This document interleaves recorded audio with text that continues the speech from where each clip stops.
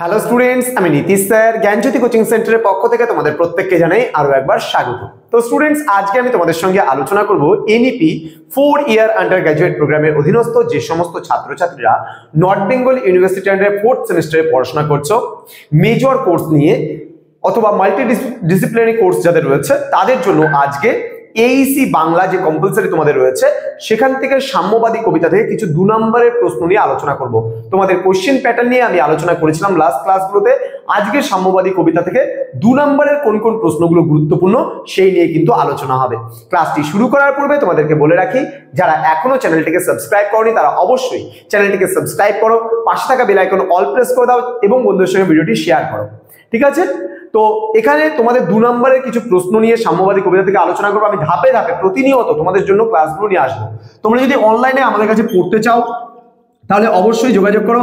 আমাদের official number 6295916282 এবং 7076398606 নম্বরে। তোমাদের টোটাল কোর্স ফি যদি মেজর সহ পড়ো তাহলে 1199 রুপিস, কিন্তু মেজর ছাড়া, মেজরের 3টা পেপার ছাড়া বাকি সাবজেক্টগুলো যেটা মাইনর কোর্স যেটা রয়েছে সেটা যদি কেউ করতে চাও তাহলে সেক্ষেত্রে কিন্তু 599 রুপিস পুরো কোর্স ফিটা। তো দেরি কিসের, আজই যোগাযোগ করো আমাদের সঙ্গে আমাদের অফিসিয়াল নাম্বারে।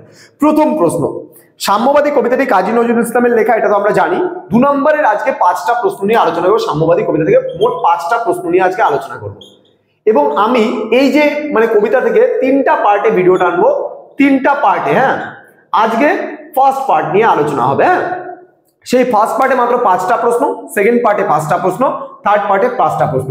এবং আমাদের কিন্তু সেন্টার থেকে এইসি বাংলার উপরে বইও বেরোচ্ছে, সেটা হচ্ছে ফেব্রুয়ারি মাসের প্রথম সপ্তাহে। তোমরা যদি বইও পারচেস করতে চাও তাহলেও কিন্তু আমাদের সঙ্গে যোগাযোগ করতে পারো। ওকে, তো দেখো কি বলছে, নজরুল ইসলামের সাম্যবাদী কবিতাটি কোন কাব্যগ্রন্থের অন্তর্গত, কাব্যটি কত সালে প্রকাশিত হয়? প্রথম প্রশ্নের উত্তরটা দেখো কি বলছে, নজরুল ইসলামের সাম্যবাদী কবিতাটি কোন কাব্যগ্রন্থের অন্তর্গত, তাহলে বলতে হবে সর্বহারা কাব্যগ্রন্থের অন্তর্গত।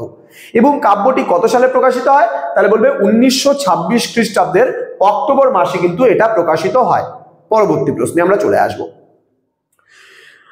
কবি কাজী নজরুল ইসলামের সাম্যবাদী কবিতায় কাকে সাক্ষ্যমুনি এবং কাকে আরব দুলাল বলা হয়েছে? প্রথম যে পার্টটা রয়েছে, নজরুল ইসলামের সাম্যবাদী কবিতায় সাক্ষ্যমুনি বলা হয়েছে গৌতম বুদ্ধকে এবং আরব দুলাল বলা হয়েছে হযরত মুহাম্মদকে। পরবর্তী প্রশ্ন, সাম্যবাদী কবিতাটি কার লেখা, তিনি কিসের গান গেয়েছেন? এটা 3 নম্বর প্রশ্ন। প্রথম প্রশ্নটার উত্তর 3 নম্বরের, সাম্যবাদী কবিতাটির কবি হলেন বিদ্রোহী কবি কাজী নজরুল ইসলাম। এবং তিনি কিসের গান গেয়েছেন পরবর্তী পার্টটা বলেছে, এটার উত্তর হবে তিনি এই কবিতায় সাম্যের গান কিন্তু গেয়েছেন। পরবর্তী প্রশ্নে আমরা চলে আসব। 4 নম্বর প্রশ্ন, তোমার হৃদয় বিশ্বদেউল, এই বিশ্বদেউল কথার অর্থ কি?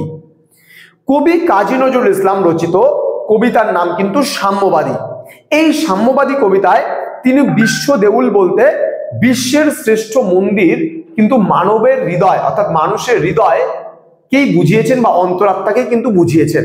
বলছে সকল ধর্ম সম্প্রদায়ের আবিষ্ট যে একই দেবতা, তিনি যে সকলের অন্তরাত্মাতেই আছেন, সেটা কিন্তু সবার আগে প্রত্যেকের বোঝা দরকার, তাই না? আমরা ধর্ম নিয়ে এত কাটাকাটি, এত মারামারি, এত কিছু করি, কিন্তু কঠিন সত্য, এই কঠিন সত্য উপলব্ধি বা আত্ম উপলব্ধি, এই বিষয়টাই কিন্তু আমাদের মধ্যে থাকে না।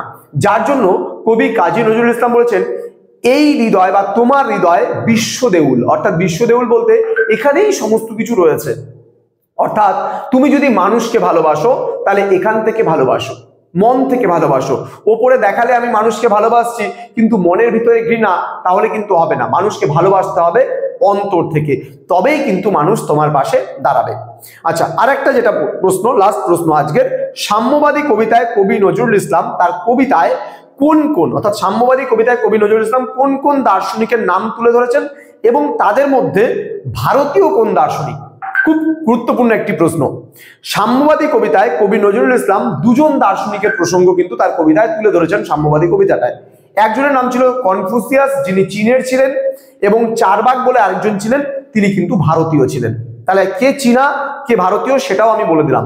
তো স্টুডেন্টস, তোমাদেরকে বলে রাখি, শুধুমাত্র নোটস নিয়ে নয়, তোমরা ক্লাসগুলোকে রেগুলারলি করো। একমাত্র সেটা জ্ঞানজ্যোতি কোচিং সেন্টারে পসিবল, অন্য কোথাও কিন্তু নয়।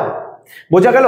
তাহলে জ্ঞানজ্যোতি কোচিং সেন্টারে যদি নোটস নিতে চাও, স্যার ম্যামদের কাছে পড়তে চাও, তাহলে সময় নষ্ট না করে যোগাযোগ করো আমাদের অফিসিয়াল নাম্বার 6295916282 এবং 7076398606। বাজারে দেখবে আমাদের নোটস বা আমাদের নাম করে অনেক কেউ বিক্রি করছে, তাদের কাছ থেকে প্লিজ নিও না। তার কারণ তারা কিন্তু তোমাকে পুরোপুরি 100% নোটস কিন্তু দিতে অপারক বা দিতে পারবে না। সুতরাং আমাদের কাছে প্রতিনিয়ত খবর আছে যে স্যার আপনাদের কি আর কোনো ইনস্টিটিউট আছে, আর কোনো কোচিং সেন্টার আছে যারা আমাদের নাম ভাঙিয়ে কিন্তু নোটস গুলো বিক্রি করছে। সুতরাং বি কেয়ারফুল, প্রত্যেকে নোটস নেওয়ার আগে যাচাই করে নাও তোমরা, তারা কিন্তু সঠিকভাবে তোমাদের দিচ্ছে না। হয়তো তোমরা কিছু কম পয়সা দেখে সেখানে দৌড়াচ্ছ, কিন্তু তারা তোমাদেরকে লাইভ ক্লাস দিতে পারছে না মেজরের, তারা সঠিকভাবে গাইডেন্স তোমাদের করতে পারছে না, সঠিক সাজেশনসটা তোমাদের প্রোভাইড করতে পারছে না। সেটা কিন্তু একমাত্র আমাদের সেন্টারেই পসিবল। তো তোমরা জয়েন করো আমাদের সেন্টারে, প্রচুর পরিমাণে আগামীতে আরো ভালো ভালো করে ক্লাস আসছে। তার কারণ আমরা কিন্তু তোমাদের জন্য জানুয়ারি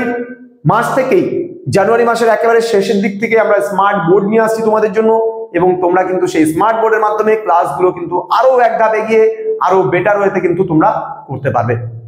দেখা হচ্ছে খুব তাড়াতাড়ি নতুন একটা ক্লাস নিয়ে। তোমরা প্রত্যেকেই ভালো থেকো, সুস্থ থেকো। Thank you so much, thanks for watching. After all, thank you.